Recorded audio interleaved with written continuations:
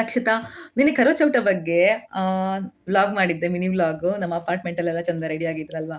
So ಅವ್ರಂದ್ರು ಅವ್ರ ಗಂಡನಿಗೋಸ್ಕರ ಕರೋಚೌಟ ಮಾಡ್ತಾರೆ ಅಂತ. ಬೆಳಿಗ್ಗೆ 5 ಗಂಟೆಯಿಂದ ಸಂಜೆ ಚಂದ್ರ ಬರುವ ತನಕ ಏನು ತಿಂದಿರೋದಿಲ್ಲ, ನೀರು ಕೂಡ ಕುಡಿದಿರೋದಿಲ್ಲ, ಗಂಡನಿಗೋಸ್ಕರ ಉಪವಾಸ ಮಾಡಿದ್ದು ಅಂತ. ಆದ್ರೆ ಸೈಂಟಿಫಿಕ್ ಆಗಿ ನೋಡಿದ್ರೆ ಅವ್ರಿಗೋಸ್ಕರ ಅವ್ರು ಮಾಡಿರ್ತಾರಲ್ವಾ. ಏನಂತೀರಾ? ಉಪವಾಸ ಮಾಡೋದ್ರಿಂದ ಯಾರಿಗೆ ಒಳ್ಳೇದು? ಗಂಡನಿಗೆ ಒಳ್ಳೇದಾ? ಉಪವಾಸ ಮಾಡಿದ್ರೆ ಗಂಡನಿಗೆ ಒಳ್ಳೆ ಆಗುತ್ತೆ ಅಂತ ಒಂದು ನಂಬಿಕೆ ಹಿಂದಿನವ್ರು ಮಾಡಿದ್ದಾರೆ ಅವ್ರ ಕಡೆ. ಆದರೆ ಅದು ನಂಬಿಕೆ ಇಟ್ಟರೆ ನಿಜವಾಗ್ಲೂ ಆಗೇ ಆಗುತ್ತೆ. ಹಾಗೇನೆ ಸೈಂಟಿಫಿಕ್ ರೀಸನ್ ನೋಡಿದರೆ ಉಪವಾಸ ಮಾಡಿದವ್ರಿಗೂ ಕೂಡ ತುಂಬಾ ಒಳ್ಳೆಯದು. ಸೊ ಯಾಕೆ ಒಳ್ಳೆಯದು ಅದೆಲ್ಲ ನನ್ನ ವ್ಲಾಗಲ್ಲಿ ಹಾಕಿದ್ದೀನಿ, ನೀವು ನೋಡಿ. ಹಾಗೆ ಏಕಾದಶಿ ಮಾಡ್ತಾರೆ, ಸಂಕಷ್ಟಹರ ಚತುರ್ಥಿ ಮಾಡ್ತಾರೆ, ಎಲ್ಲ ದೇವ್ರಿಗೋಸ್ಕರ ಮಾಡ್ತಾರೆ, ಅಥವಾ ಅವರವರ ವಿಶಸ್ಸನ್ನು ಫುಲ್ಫಿಲ್ ಮಾಡಲಿಕ್ಕೂ ಮಾಡ್ತಾರೆ.